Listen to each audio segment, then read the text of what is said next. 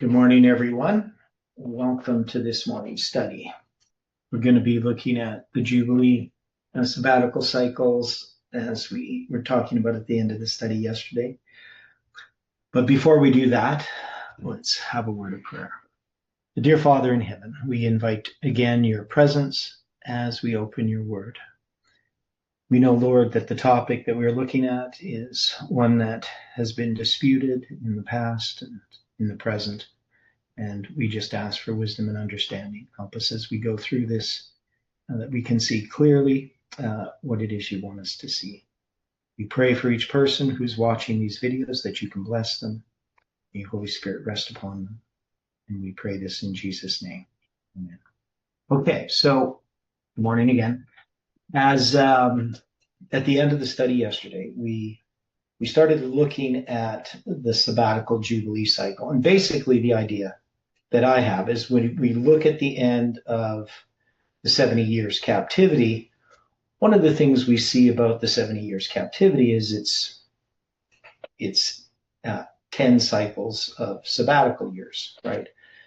Now, we have this understanding regarding the 490 years that precedes the 70 years captivity. And it's kind of interesting here in the Treasure Knowledge. This is the translator's notes, basically. They have this comment on Jeremiah 34:14. So we had talked about this, that Zedekiah, after the siege of Jerusalem on January 5th, 587 BC, that somewhere during that period of the siege, he's going to make a covenant that they're going to observe the sabbatical rest of the land. Now, of course, they're in a siege situation. The ability to plant crops is pretty limited when you're trapped in the city. So the only thing they really address is the setting free of the slaves. And so we're going to look at that. But anyway, this is the situation that where they were in. Now, the translators, in commenting on this verse, so I'll read the verse. At the end of 7 years, let ye go every man his brother in Hebrew, which hath been sold unto thee, and when he hath served thee 6 years, thou shalt let him go free from thee. But your fathers hearken not unto me, neither incline their ear. Now, this is Jeremiah speaking about this covenant, right? So so on this verse itself, the commentators their translators say, it appears from this and several other passages that the sabbatical year had been wholly neglected some centuries before the captivity. And the author of the second book of Chronicles, now here they have Jeremiah 36:21, and I think they actually mean 2 Chronicles 36:21. So they have a typo here. And I don't think I can edit this at all. No, okay. Let's go back. It's definitely not Jeremiah 36:21. It would be 2 Chronicles. So I don't know why they put Jeremiah there. Anyway, assigns this as the reason for the captivity, that the land might enjoy her Sabbaths. Now, if we reckon the 70 years captivity as a punishment for this neglect, it will follow that the law on this subject had been disregarded for about 490 years. So they're going to give us a bunch of different verses regarding this. Jeremiah 7, verse 25 to 26. Since the day that your fathers came forth out of the land of Egypt unto this day, I have sent unto you all my servants, the prophets, daily, rising up early and sending. They hearken not unto me, right? So common verses about them not hearkening, not listening, about the covenant, that they didn't keep it. Yeah, so basically the commandments and the statutes they didn't keep. They mocked the messengers. Yeah, so a bunch of different verses dealing with those types of things. So it doesn't really give us some of the verses I would have chosen. Now, of course, we know that 2 Chronicles 36:21 is quoting Leviticus 26, verse 34 and 35. So the land might enjoy her Sabbaths because it did not keep Sabbath while you dwelt in it, right? So that idea we already have, but it's just interesting that the commentators or the translators comment on that. Now, all of the other commentaries, when you start getting commentaries from the 1800s, they're going to not accept that idea. They're not going to. I haven't found a commentator who takes that 490 years of the neglect of the sabbatical rest as having anything to do with the 70 years captivity in any sort of literal sense. And I'm not sure why. They just sort of brush it aside in commenting on 2 Chronicles 36:21. So if we go there, so I know we've looked at this a lot, but right, so we know that's quoting Leviticus 26, verse 34 and 35, right? Then shall the land enjoy her Sabbaths as long as it lieth desolate, and you be in your enemy's land. Then shall the land rest and enjoy her Sabbaths. As long as it lieth desolate, it shall rest, because you did not rest. It did not rest in your Sabbaths when you dwelt upon it, is Leviticus 26, verse 34 and 35. So this is just shorter. Leviticus 26, 34 to 35 actually kind of repeats itself, almost like a doubling, right? So I'm not really sure about the structure of that in Hebrew, if that's sort of a poetic structure. I think it is. I would take it as some kind of, when they're structured like that, it means it's a unit. And the doubling has to do with, we apply to the second angel's message, but it also just applies to the fact that something is certainly going to happen. Okay. So the land keeping its Sabbaths, that means for 490 years, that's not going to go to Zedekiah. It's going to go to Daniel's captivity, because that's when the 70 years begins. But in Jeremiah 34, this is 36. What ends up happening, as we read yesterday, is that it says, verse 8, this is the word that came unto Jeremiah from the Lord after that King Zedekiah had made a covenant with all the people which were at Jerusalem to proclaim liberty unto them. Now, we have two different ideas that are connected with the sabbatical and the Jubilee cycle. Now, usually the proclamation of liberty is applied to the Jubilee as a word, right? And we will look at that, where the setting free of the servants isn't particularly attached to that word. So what it seems like that he's planning to do is keep a sabbatical year and a Jubilee year. Now, there's some questions about how that is done. We know we have the rabbinic understanding later on, which just has basically the 2 years in a row. So you have 1 year in which you proclaim the sabbatical, like the freeing of the slaves, the servants, the Hebrew servants who served for 6 years.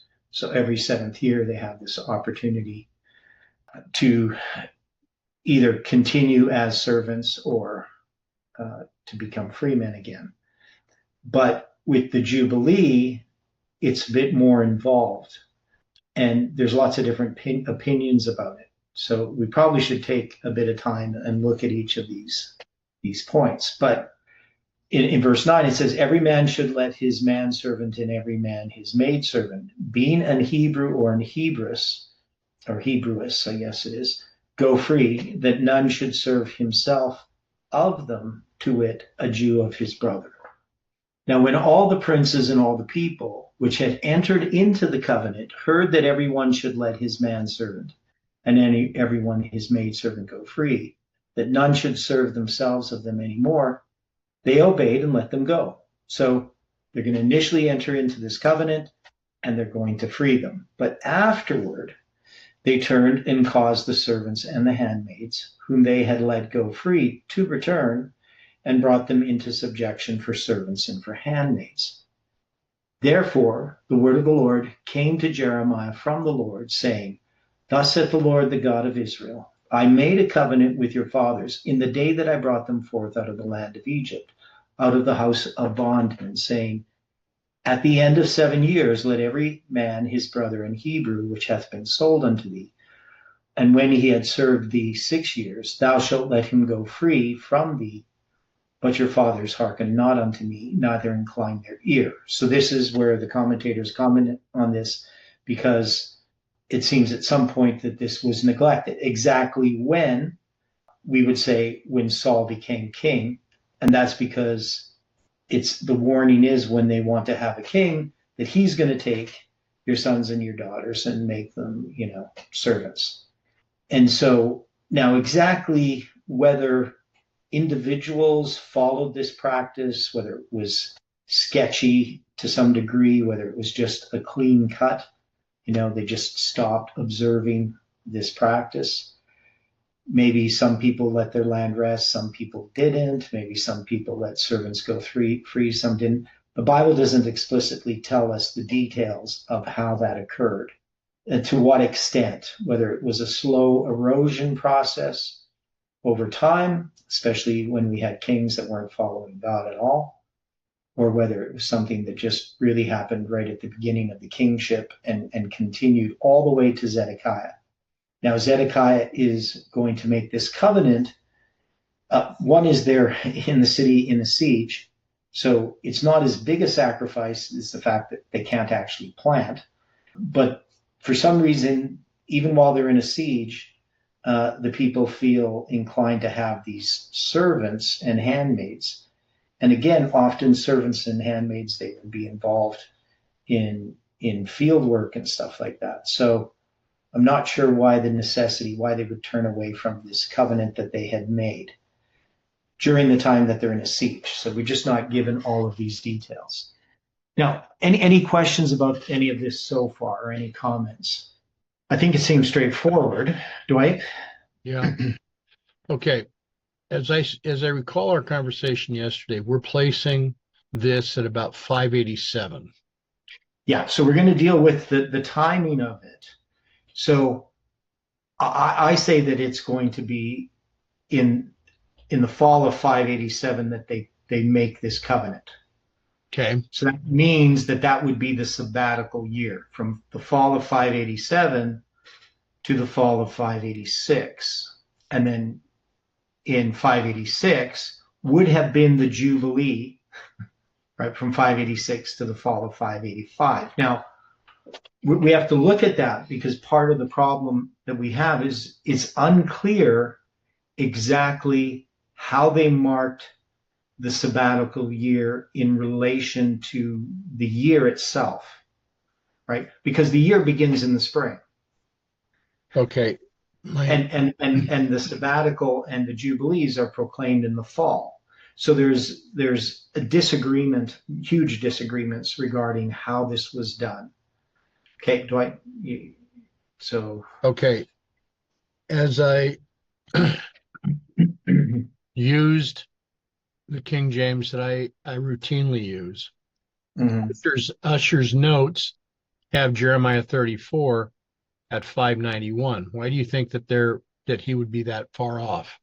I have no idea why he's doing 591, because that's going to be just at the beginning of Zedekiah's reign in his chronology. Now, I found it interesting that the following chapter, of not course, the beginning, that's going to be like 5 years in or something. Yeah, right. Okay, go on. The following chapter, Jeremiah 35, he has it at 607. Okay, yeah. So when you're dealing with, of course, Jeremiah, because this is the word of the Lord which came to Jeremiah from the Lord, or the word which came to Jeremiah from the Lord in the days of Jehoiakim. So that's going to be in Jehoiakim's reign. Chapter 34 is in Zedekiah's reign. Now, maybe what Usher is saying is that they, maybe he's assuming that there's this covenant made, and during the time of the siege, that 7 years has passed. But I still don't know why 5. So if he has 591, I guess you would just say, if you're going to, because he has the, I'm not sure what he's doing there, because I know he has the destruction of Jerusalem in 588. So that would be 3 years. Maybe he has a 2.5 year siege. And maybe that's what he's doing. Okay. I'm not sure. But Usher's chronology there doesn't make any sense. Okay. Right. So, yeah, because, he doesn't have the right year. And you can understand why Usher doesn't have that, because the way that he's counting these periods of time is he doesn't have a lot of the information that we have.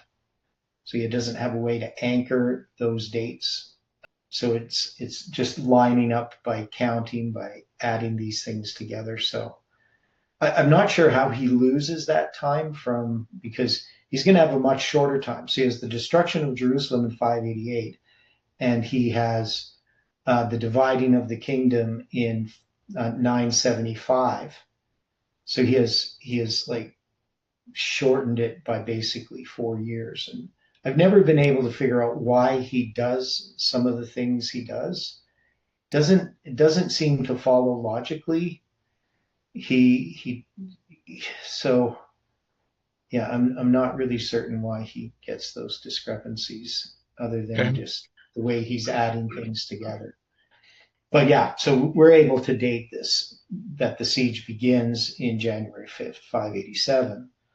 And since you're going to proclaim, the sabbatical year in the fall, and it says that they release them, it would have to be then in the fall of 587. That would be the only, time that the 7th month is going to occur during the siege itself. So the siege is a year and a half. So the city is going to fall before the next fall, right? Which would have been Jubilee year, right? My argument, the way that I look at it, so just to show you how, when I was doing this before, I was trying to make an argument that maybe the sabbatical Jubilee year thing is like a half year. So let me see here. What do I got? Trying to figure out how I'm going to have to show you this diagram. So fall of 587. Okay, so if we did it this way, okay, well, I'll show you what I had before. This doesn't really make much sense. It depends on how you look at it. So I wasn't going to do this yet, but we might as well do it because we're talking about it. So if we're going to have this, this is how I had done it in the past. I had a year and a half for the sabbatical Jubilee year thing. And so I had 586 as a sabbatical year. So this I did like a long time ago, before I knew a lot of the details that I know now. So we're saying that if he's going to proclaim this sabbatical year, what I have here is this is going to be in the fall of 587. So when we look at an ecclesiastical year, so the center line here, that's our years, right? So it's going to be in the fall of 587 that they're going to proclaim the sabbatical year, right? So that's all I would do is just move that over from what I had. So this is, now I was trying to line like a sabbatical year sort of is the year like spring to spring, and the Jubilee year is a fall to fall, and that it is in the fall of the sabbatical year that they proclaim the Jubilee. But that was just a theory, right? It was an idea that I had that maybe that's how it worked. So this doesn't really make sense in that way. Now, we would then argue that the sabbatical and Jubilee years are, like if I took this, I guess I just move this over and go here, we'd have sabbatical and Jubilee years. So they're going to be based on the civil year. So if they proclaim the sabbatical year this way, that is, if the fall of 587 is now the sabbatical year, then the fall of 586 would be the start of the Jubilee year. And you can see the fall of Jerusalem is going to happen before the Jubilee year begins.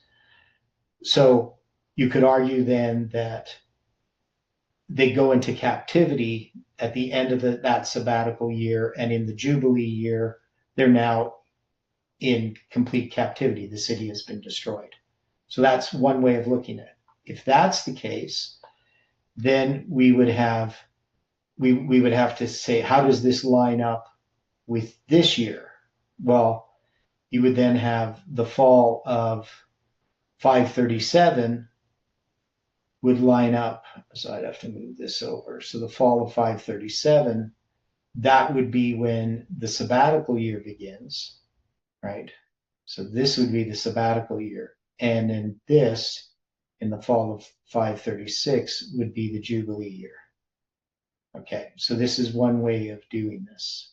Is that making sense? So this would be the more typical way that people look at it if they're going to be looking at how sabbatical and Jubilee years work. So these then, so that's one way of looking at it. Now, if we do it that way, they're actually going to be 20 years apart, right? Is that correct? If we did it that way, I think that's how that would work. Right, but how could they be 20 years apart if they're supposed to be every 7th year? Yeah. So that's the question, because we would want to have them 21 years apart, right? Correct. Yeah. So then, so that's what I don't know. So it could be that this is actually moved over, this would go over this way further, right? So you would take this, okay, and you would say, well, no, the sabbatical year was 587.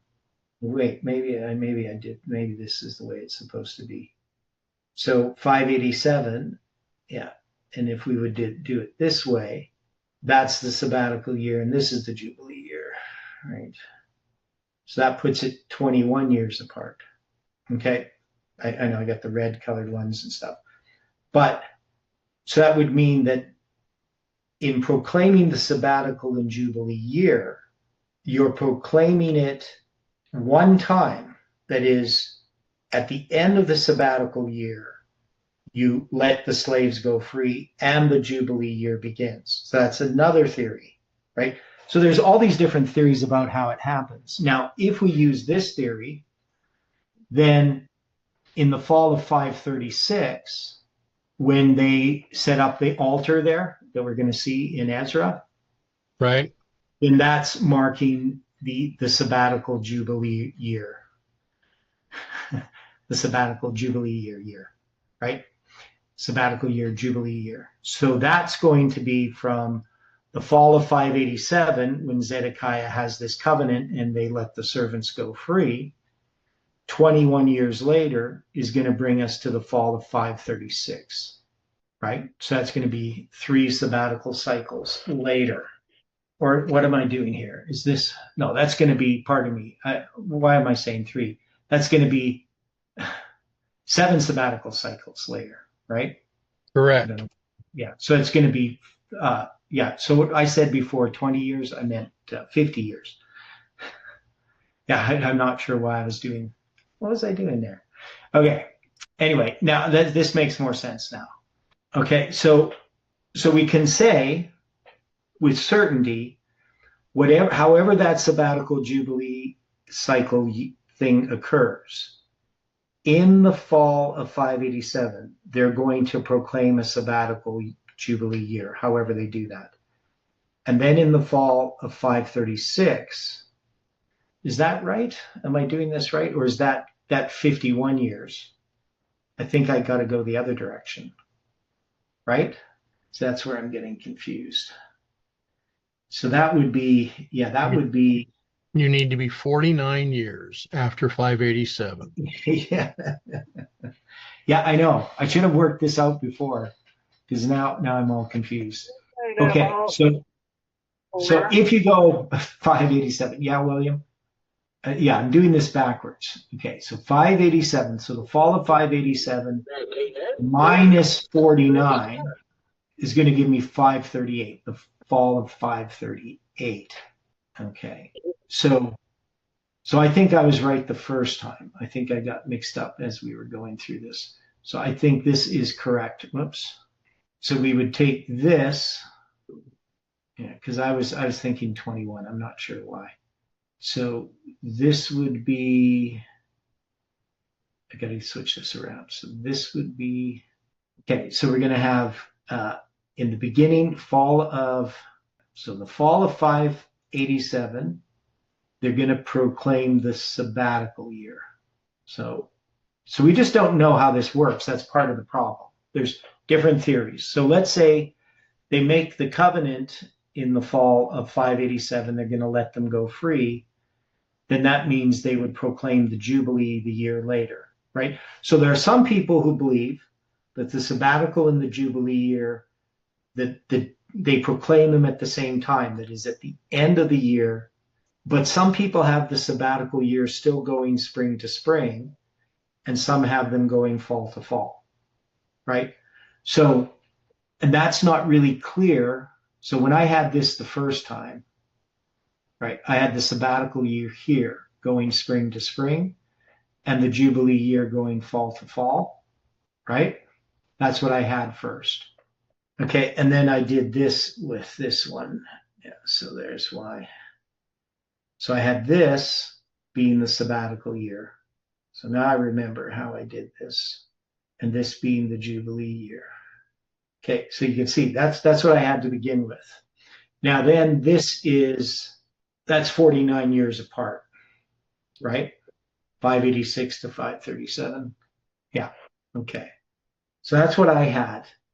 Now, whether this is correct or not, I still don't know, right, on how that would be done. But that would be a Jubilee cycle apart. So if the sabbatical year began in the spring, but the Jubilee is proclaimed in the fall.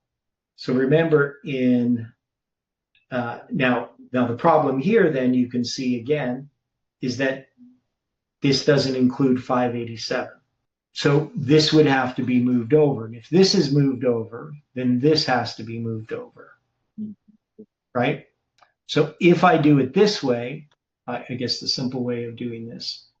So this is what I had originally, but I didn't understand about Jeremiah 34 exactly. So if we do it this way, then all we do is we move this here. That's a sabbatical year, beginning in probably the fall. So I have to move this over.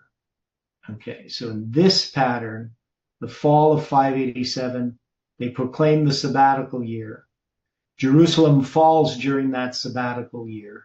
And then that means, yeah, so let's switch this around. Okay, so there we got the Jubilee and the sabbatical year. And they're both connected to the civil year, not to the religious year. Okay, so if that's the case, then we have to do the same thing here.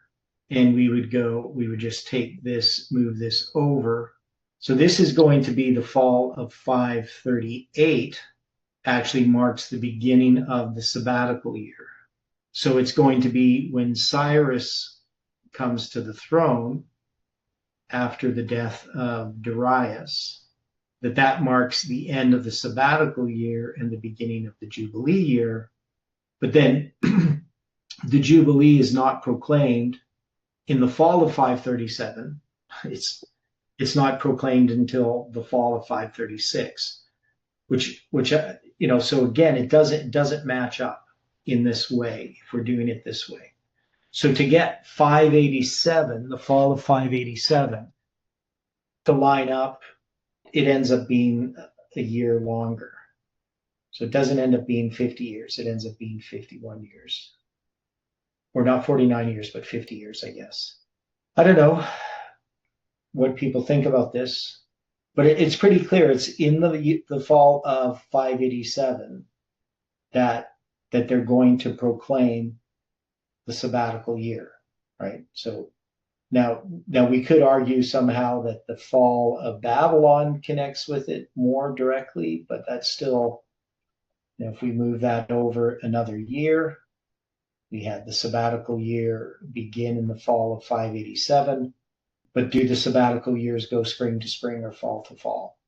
That's still not clear. I have them here going fall to fall. So if I moved it spring to spring, then that just moves this further this way, and that moves this one further this way. So moves them farther apart than 49 years.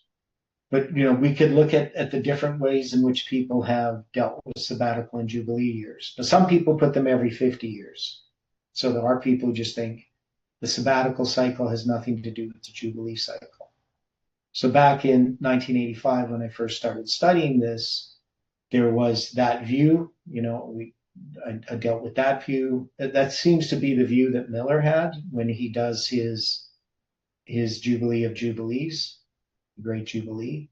He seems to just be using 50 years times 49 Jubilee cycles instead of 50 Jubilee cycles of 49 years. Are you guys thoroughly confused at this point? I think it's something that we're going to have to study directly for ourselves, because I think it's the sabbatical year that anchors the Jubilee year and not the other way around. I think this is a sabbatical year that anchors the Jubilee year, right? So we just have the sabbatical years every 7 years, right? Exactly. Yeah. But that's not what Miller thought, right? So, and it's really common, actually. Lots of people think that a Jubilee cycle is every 50 years because the Bible says that, except that it's the 50th year, right?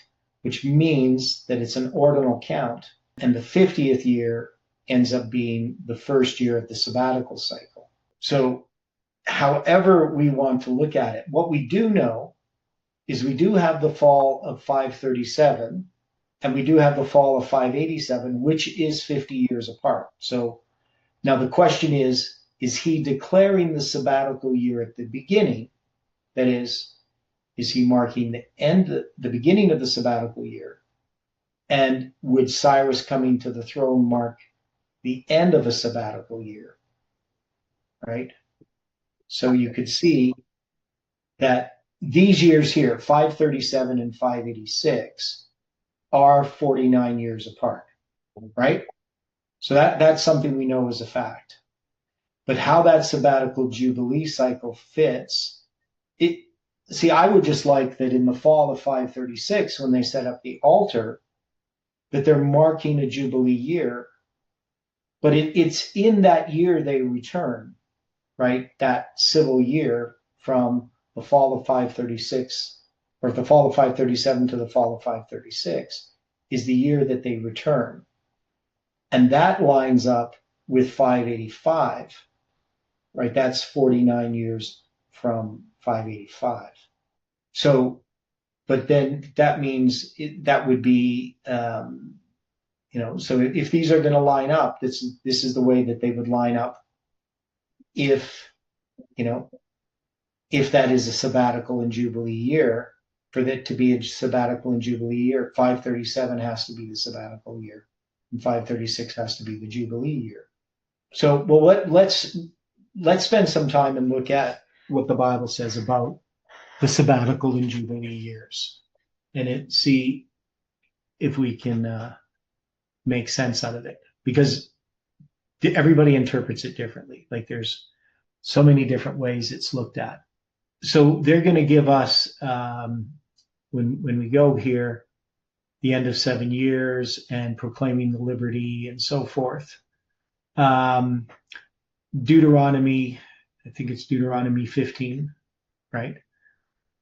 So here it says, and if thy brother, an Hebrew man or a Hebrew woman, be sold unto thee and serve thee 6 years, then shall in the seventh year thou shalt let him go free from thee. Now, we also have, of course, let's go to Leviticus 23. So in Leviticus 23, they're going to address the sabbatical. Is it here? No, it's not here. It's in chapter 25. What am I doing? Yeah, chapter 25. They're going to deal with the sabbatical year. So let's go there. Okay, so the Lord spake unto Moses in Mount Sinai, saying, speak unto the children of Israel, and say unto them, when you come into the land which I give you, then shall the land keep a Sabbath unto the Lord. So we take this because in Leviticus 23, it talks about when they come into the land, what they're supposed to do as far as the wave offering, and they're going to keep these different feasts and so forth, right? But here it's going to say when you come into the land, that the land's going to keep a Sabbath of rest unto the Lord. So that's going to be in the year of 1493 BC, right? Now they're going to come in the spring. Now, we know that they're going to eat the corn of the land, but they're not going to plant. So there's all these disagreements about exactly when you start the sabbatical cycle. What do they mean when you come into the land which I give you? Then shall the land keep a Sabbath unto the Lord. Now, that could mean that the first year you come there, you keep a Sabbath, but it could just mean that you're going to now observe 6 years and then keep a Sabbath, right?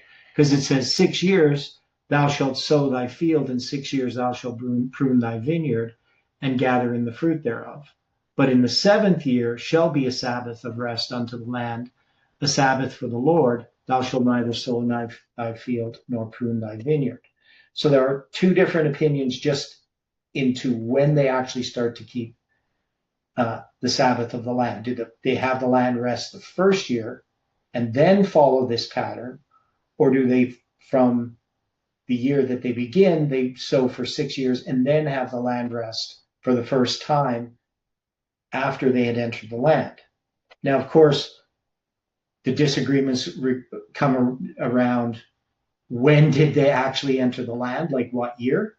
So you're going to have all of these different sabbatical cycles based upon different theories about when the Exodus occurred, when the 40 years ended then, and when they actually entered into the land, and whether they're counting when they actually have, because, even though they enter into the land, they're not going to all enter into their land at the same time. It's going to take, 6 years or 7 years before they can actually, possess the lands, right? Because they have to spend the time, once they cross the Jordan, they still have to spend at least 6 years conquering the land, right? And in the Jewish idea, there's also going to be like 2 periods of 7 years. So the 6 years, we call 6 years, they call 7, and then they have another 7 years before they have rest from their enemies. So there's these different theories. So all of these different Jubilee sabbatical cycles that have been created by different people. Now, usually when I look at the Jubilee sabbatical cycles that people use, there's some kind of ulterior motive. That is, they have some chronology or some prophecy that they're trying to prove, generally speaking. So it's going to be some kind of system about Jubilee and sabbatical cycles to say that Jesus is coming back next year or something like that. Right? So that's part of the problem with this sabbatical Jubilee cycles thing. Then you also just have the scholarly opinions about it. And then you have the rabbinic opinions. And so there's all of these different views, and none of them seem to agree. They're just so diverse. But anyway, so the 7th year shall be a Sabbath of rest. The way that I take it is that when they come into the land, they're going to be planting and doing all this for 6 years, and then they're going to keep a Sabbath of rest of the land. So if we were going to take this, we could say that once they cross the Jordan River, that's year 1. Right, that year, they're going to cross on the 10th day of the first month. That's at the beginning of that year. That year is going to be day 1 of the sabbatical Jubilee cycle that they've been given. Now, they obviously stopped observing that sabbatical Jubilee cycle, and there are different sabbatical and Jubilee cycles. Okay, so it just says you plant for 6 years, and then in the 7th year shall be a Sabbath of rest unto the land, a Sabbath for the Lord. Thou shalt neither sow thy field nor prune thy vineyard. Now, the word they use here for Sabbath is the same word for the 7th day Sabbath, right? But it's not the Sabbath, it's a Sabbath. So it's the last 4 digits of my phone number, 7676. And that which groweth of its own accord, of thy harvest thou shalt not reap, neither gather the grapes of the vine undressed, for it is a year of rest unto the Lord. Now they're going to have a different word here, 7677, the Sabbatone, right? That is a Sabbatism, a special holiday unto the land. So it's a year of Sabbath. And the Sabbath of the land shall be meat for you, for thee, and for thy servant, and for thy maid, and for thy hired servant, and for thy stranger that sojourneth with thee, and for thy cattle, for the beasts that are in the land. They shall all the increase thereof be meat or food, right? So there are things that grow of themselves. They're not going to sow, they're not going to prune their vineyard, but that which grows of its own accord of thy harvest thou shalt not reap, neither gather the grapes of the vine undressed, for it is a year of rest unto the land, but you can still eat of it. You're just not going to harvest it, is the way that I understand that, right? So whether my understanding is correct or not, some people take an extreme view that you don't eat any of it, but it seems to me from what my reading of it that that's what's occurring. Yeah, so the way that Albert Barnes interprets it is the produce of the untilled land, its increase, shall be for food for the whole of you in common, rich and poor without distinction. So people can just gather, things to eat it during that time. But they wouldn't harvest.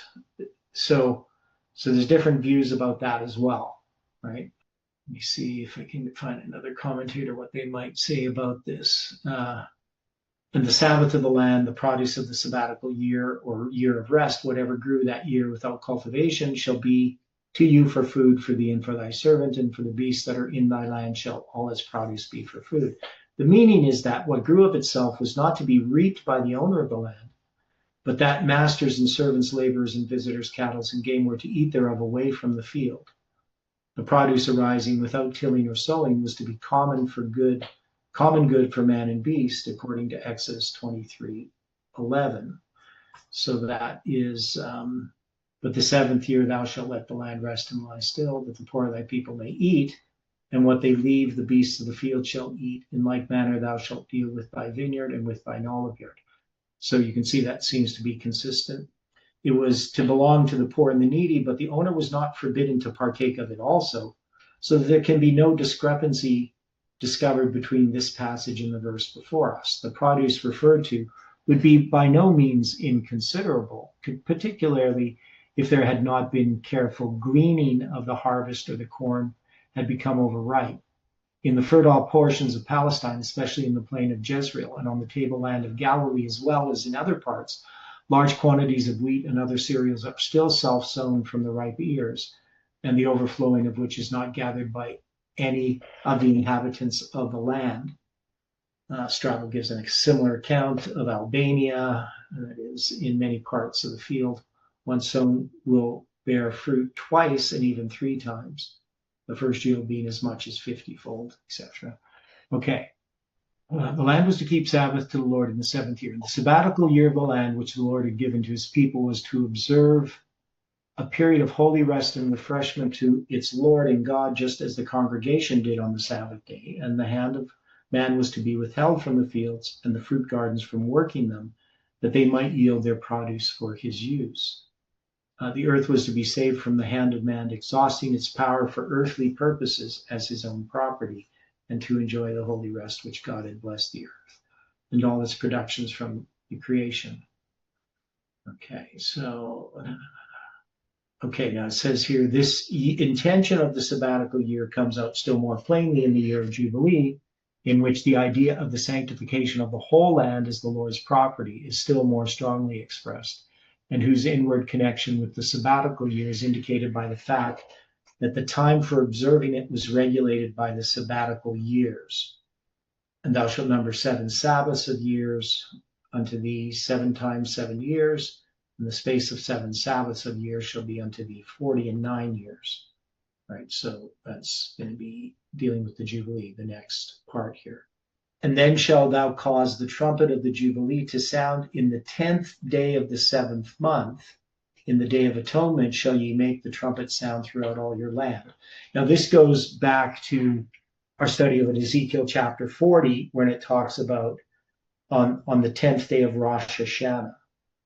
And we mark that as the Jubilee. So that's the Jubilee that Ezekiel has, which is a different Jubilee cycle than the one that we have if we're applying a Jubilee cycle to the destruction of Jerusalem and then to the return at the end of the exile, right? So you number 7 Sabbaths of years. So you have 49 years. So then thou shalt cause the trumpet of the Jubilee to sound in the 10th day of the 7th month, marking the beginning of the 50th year. And that 50th year would also then be the first year of the sabbatical cycle, is how I understand it. Now, some people have 49 years, then they have the 50th year as an extra year, and then they start the sabbatical cycle the year after that. But there doesn't seem to be any good evidence for that. Definitely the rabbinic Jews, I know no Jews who ever took that position, but that's sometimes a position that's taken. As I pointed out, that seems to be William Miller's position, is how he read it. So the 50th year, after 49 years of sabbatical years, then you have this proclamation of liberty throughout all the land, unto all the inhabitants thereof. It shall be a jubilee unto you, and ye shall return every man unto his possession, and ye shall return every man to his family. Now we have this word jubilee, which in the King James only has one E on it. Now it's the word Yobel, right? So it's turned into the word jubilee. And it actually comes from the word a ram's horn, right? So the idea is that you're going to blow this ram's horn on the 10th day of the 7th month at the end of the 49th, the 49 years of sabbatical years. So it means you have the sabbatical year pass, and then you blow this trumpet at the beginning of the 50th year. So you're going to have a ram's horn blown, right? So that's what the word jubilee means, just referring to the horn itself. Yobel, to flow, causatively to bring. So that's where we get the word jubilee. It's this ram's horn, okay? And it's on the 10th day of the 7th month, right? So it's not on the first day of the 7th month that you blow the ram's horn. It's not on Rosh Hashanah. So this is where William Miller is going to take the typical Sabbaths and the Great Jubilee. He's going to use that as far as marking the 10th day of the 7th month as the time in which Christ would return, because it's going to be a Jubilee, right? Okay. So we have this idea of the Jubilee cycle. Now, I know I've run into people who think that we have to figure out when the Jubilee years are, the Sabbatical and Jubilee years, because whenever Jesus is going to come back, it's going to be at the time of the Jubilee. It's going to happen in the fall. So they take some of this too literally. I mean, it's obviously typical of something, but it doesn't mean that Jesus is going to come back on, the 10th day of the 7th month. But some people argue that, some Adventists, usually fanatical ones. But it's possible God could do it that way. But there's no reason to think that it has to be on the Day of Atonement that the Jubilee is going to happen, that Christ is going to return. Okay, so then ye shall hallow the 50th year and proclaim liberty throughout all the land unto the inhabitants thereof. It shall be a jubilee unto you, and ye shall return every man unto his possession, and ye shall return every man unto his family. So the land is going to return to the people. That's the idea of the jubilee.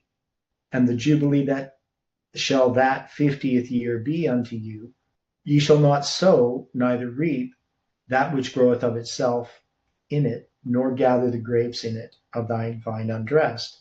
For it is a jubilee, it shall be holy unto you. Ye shall eat the increase thereof out of the field. And in the year of this jubilee ye shall turn every man unto his possession. And if thou sell aught unto thy neighbor, or buyest aught of thy neighbor's hand, ye shall not oppress one another. According to the number of years after the jubilee, thou shalt buy of thy neighbor, and according unto the number of years of the fruits he shall sell unto thee. According to the multitude of years, thou shalt increase the price thereof. According to the fewest of years, thou shalt diminish the price of it. For according to the number of the years of the fruits doth he sell unto thee. So the idea that I understand here is that the price of land, because that land is going to be returned, is based upon the value of that land. And I think this would also have to do with, like renting the land. In a sense, it's kind of a rental of the land that's occurring, because when you're selling your land, it's going to be returned to you in the year of Jubilee. So its value is dependent on how far it is to the time of Jubilee. That's the way it's generally understood. So it seems to be that there's going to be 2 years in a row that you don't sow, right? That's the way it's generally understood. Okay, so I'm going to read this here from Keel and Delitzsch. The law for the year of Jubilee refers first of all to its observance, and secondly to its effects upon the possession of property and upon the personal freedom of the Israelites. Keeping the year of Jubilee, 7 Sabbaths of years, that is, year Sabbaths or sabbatical years, or 7 times 7 years, the time of 7-year Sabbaths, that is to say 49 years, they were to count, and then at the expiration of that time, to cause the trumpet of Jubilee to go or to sound throughout the whole land on the 10th of the 7th month, that is the Day of Atonement, to proclaim the entrance of the year of Jubilee. This mode of announcement was closely connected to the idea of the year itself. The blowing of trumpets or blast of the far-sounding horn was the signal of the descent upon Mount Sinai, to raise Israel to be his people and to receive them into his covenant, to unite them to himself and bless them through his covenant of grace, just as the people were to come to the mountain at the sound of the shofar, or the Yobel, or the voice of the shofar. So you got here, that's Yobel, and that's shofar, right? So I'm not sure why they transliterate this one and this one they give you in Hebrew. But anyway, to commemorate its union with the Lord. So at the expiration of the 7th sabbatical year, the trumpet blast was to announce to the covenant nation the gracious presence of its God in the coming of the year, which was to bring liberty throughout all the land to all that dwelt therein, deliverance from bondage, return to their property and family, and to release the bitter labor of cultivating the land. This year of grace was proclaimed and began with the Day of Atonement of every 7th sabbatical year, to show that it was only with the full forgiveness of sins that the blessed liberty of the children of God could possibly commence. Now here he says that it's going to be on the Day of Atonement every 7th year, or every 7th sabbatical year. Okay, so that's right. So yeah, not every 7th year, but every 7th sabbatical year. So that every 49 years, which is why in Ezekiel chapter 40, verse 1, again, that's why that's taken to be a Jubilee year, because he's marking the 10th day of the 7th month. Okay, to show that it was only for the fullness of the forgiveness of sins that the blessed liberty of the children of God could possibly commence. This grand year of grace was to return after 7 times 7 years, that is, as expressly stated in Leviticus 25:10. Every 50th year was to be sanctified as a year of Jubilee.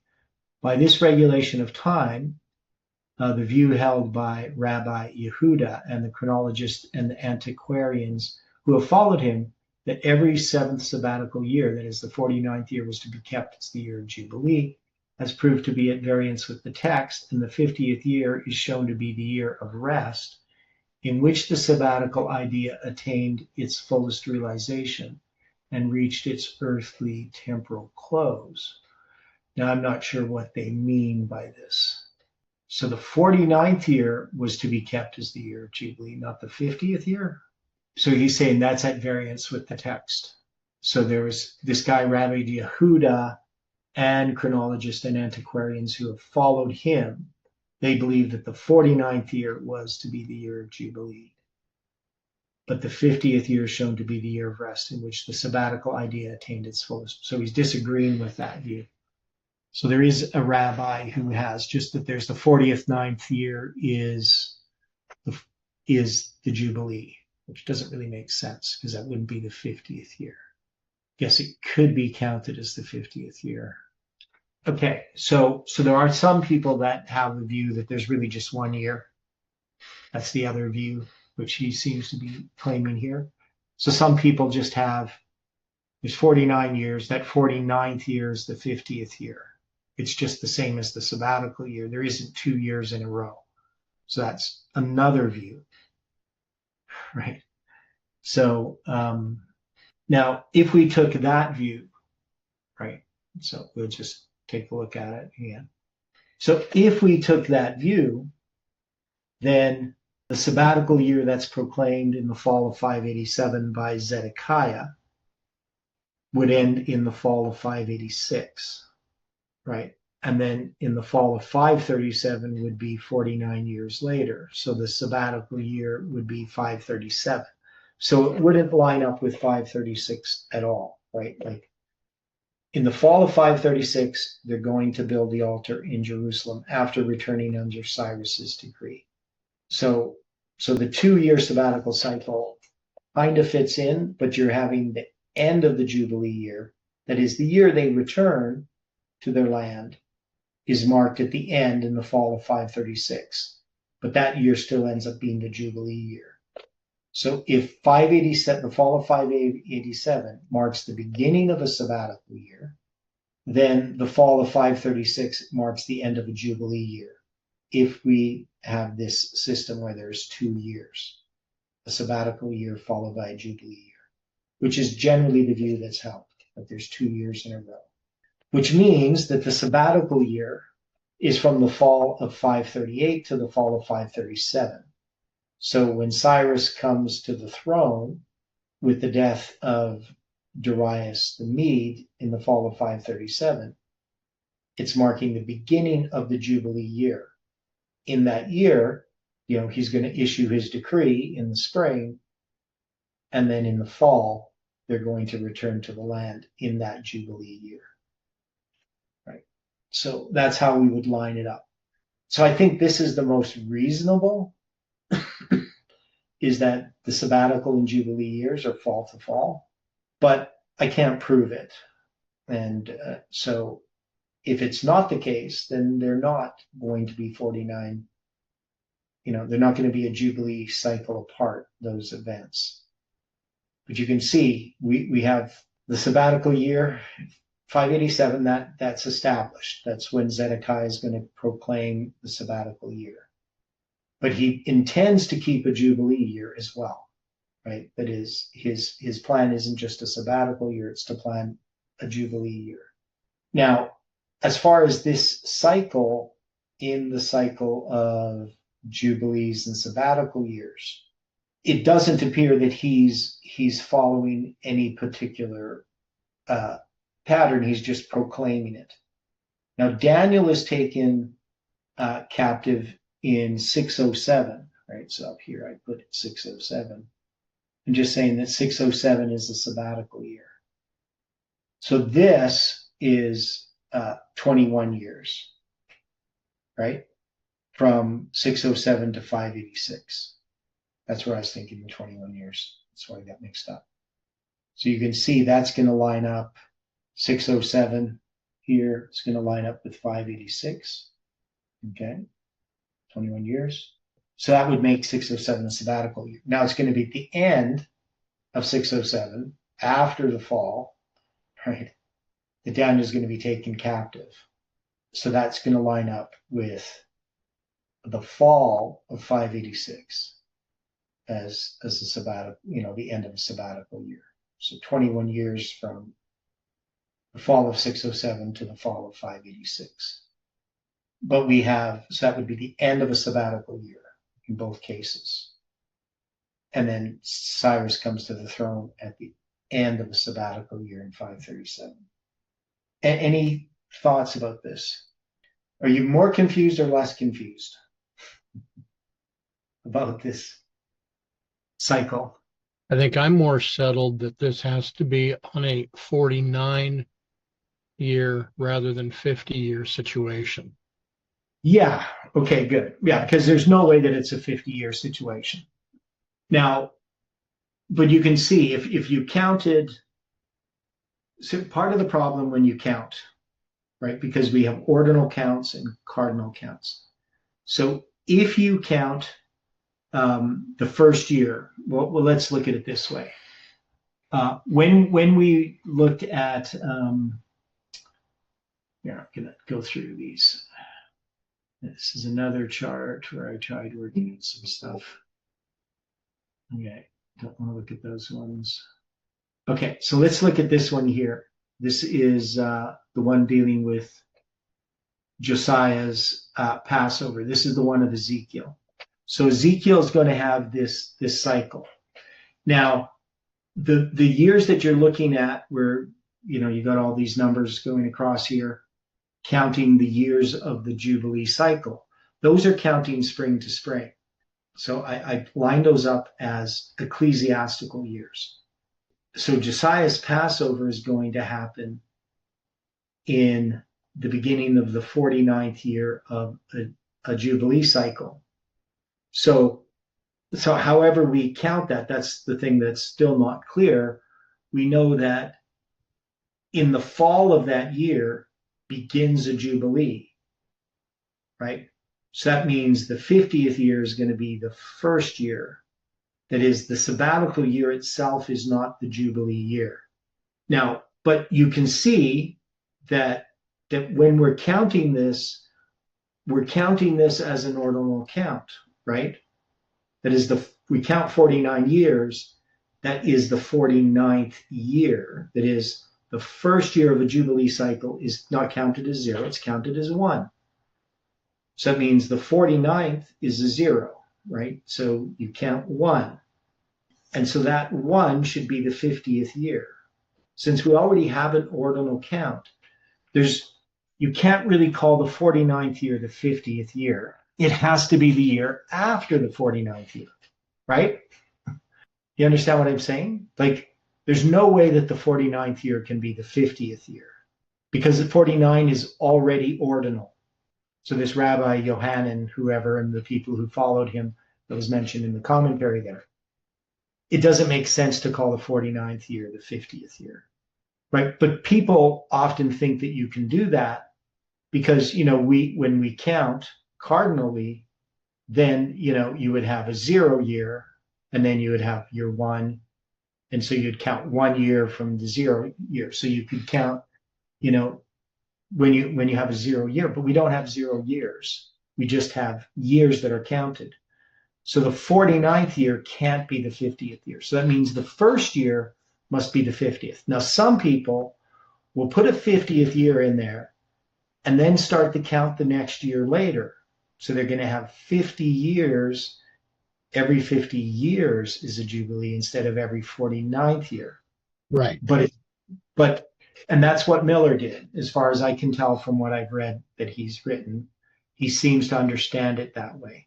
And that is actually a common Protestant way of understanding it, right? So lots of Protestants have that view. But we can see that the 49th can't possibly be the 50th, and that the sabbatical cycle is an unbroken pattern. Otherwise, you couldn't really, it wouldn't really work. Okay, so then we have these different cycles. So you can see at the end of that, in Ezekiel's cycle, you're going to be in Ezekiel 40, verse 1, that's going to be halfway through the year on the 10th day of the 7th month in year 49 of the cycle. But in the fall, it's going to be the 10th day of the 7th month, and you would proclaim the Jubilee. So the 10th day of the 7th month is then the 50th year. So when Ezekiel says it's the 10th of Rosh Hashanah, it's in the 49th year of this cycle that I'm counting spring to spring, right? It's not going to be in the fall of the first year that you mark the Jubilee. It's going to be in the fall of the 49th year. So if you're counting the ecclesiastical years, spring to spring, as the count, which I'm doing here, then it would be in the 49th year. Now, So there is a disagreement, or maybe not a clarity, as regard to how you count the Jubilee years. Do you count them spring to spring or fall to fall? That is, we count our ecclesiastical years spring to spring, but is the Jubilee cycle just counted fall to fall? If that was the case, then, I have the count wrong here. Like, I should be counting from the fall, not from the spring. Now, if I did it that way, you would still have Josiah's Passover be in the 49th year, but it would be the end of the 49th year that the 50th year begins and the first year begins, right? That's not how I drew it, but I think that, because at the time when I drew this, I was trying to work out how they count. So let's look at it this way. You have to think about the not planting and the not harvesting. So which comes first, the not planting or the not harvesting? They're going to plant in the fall, right? After the harvest in the fall, they're going to plant their crops. So if you're going to keep a sabbatical rest, the first thing you're going to do is not plant, right? All right. Now, if it was starting in the spring, the first thing you would do is not harvest. Which in that world would not make sense, because your enemies would then come in and take the harvest. Right. So it would make sense that you just don't plant. So that's how you start. So you're going to start. So this chart is not right, in the sense I was trying to work out where the Jubilees count was in the spring to spring, but we'd have to argue that it's fall to fall. So still, Josiah's Passover is in the 49th year, but that 49th year didn't begin in the spring. It began in the fall of 623. So the Jubilee year began in the fall of 623. So that fall in 622 is going to be the first year of the cycle. So you can see then in Ezekiel chapter 1, verse 1, and I don't really have it quite in the right spot, but that's still going to be in the 30th year of the cycle, going fall to fall. So it'd be just, it's going to be in July 21st. Still got a couple of months until the 31st year of the Jubilee cycle begins. Okay. And then the city and the temple is going to be destroyed in the 36th year of the sabbatical cycle, of the one that Ezekiel has, right? Now, again, I don't believe that Ezekiel's cycle is, it's not the Jubilee cycle. It's just a cycle that he's using that's typical. It's kind of interesting. I never really thought about it before, but if the city and the temple is destroyed in the 36th year, and you have Jehoiachin's captivity being 36 years, and we have that 666 from Jehoiachin's captivity, which is going to be in the 25th year of the cycle, I think. Yeah, so the 25th year of the cycle. But Jerusalem's destroyed in the 36th year of the cycle. Anyway, it symbolizes 666. It's just, 36 is a shorthand for 666. So that's kind of interesting. Anyway, there's 11 years between the 25th and the 36th year. Okay, so does that help clarify it a little bit more? So you can see that this chart, I should have made the sabbatical Jubilee things fall to fall. And then that would make sense. And yeah, it doesn't make sense to start it in the spring. You're not going to just not harvest this harvest you planted. You're not going to plant 1 year, right? And then you're going to just, anybody can just eat of that land, right? And then in a Jubilee year, again, you're going to have a second year and you're not going to plant. Now, you will also have stored up food for that period of time, but you still would have some fresh food, to harvest that would just grow itself, but not to store. You wouldn't reap the fields. You would just go in and gather some of it as needed. Any thoughts about this? So I think then that it's reasonable it's reasonable to see the connection between these Jubilee sabbatical cycles. Oh, one other thing we should look at here. I'm going to go to this chart. Our time is almost up. Believe it or not. Forgot about that. I wanted to look at this one. Okay, so this is a chart that we had done in an earlier study. Now, if we have 593 being the start of a Jubilee sabbatical cycle, right? So that's going to be, they wander in the wilderness for 40 years, they come into the land. The way that this is understood by rabbinic Jews is there's two periods of 7 years from 793 BC to 1479 BC. So there's 14 years for the conquering and allotment and rest from their enemies, all that stuff. Now, the interesting thing about that then is you have spans of time that connect to different events. So for 1798 to 1493, I'll do this here, 1493 BC plus 1798 equals 3,280 years. And if you divide that by 7, let me see, that doesn't work out. What did I do wrong?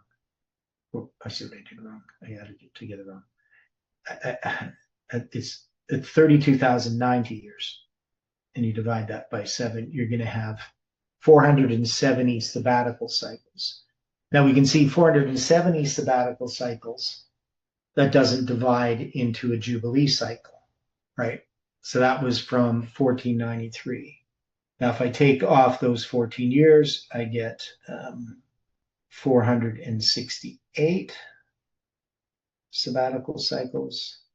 And that one's going to be 66.8572. So that one doesn't divide either. So 3,290. Yeah, so it doesn't end up fitting into a Jubilee cycle. It just fits into a sabbatical cycle.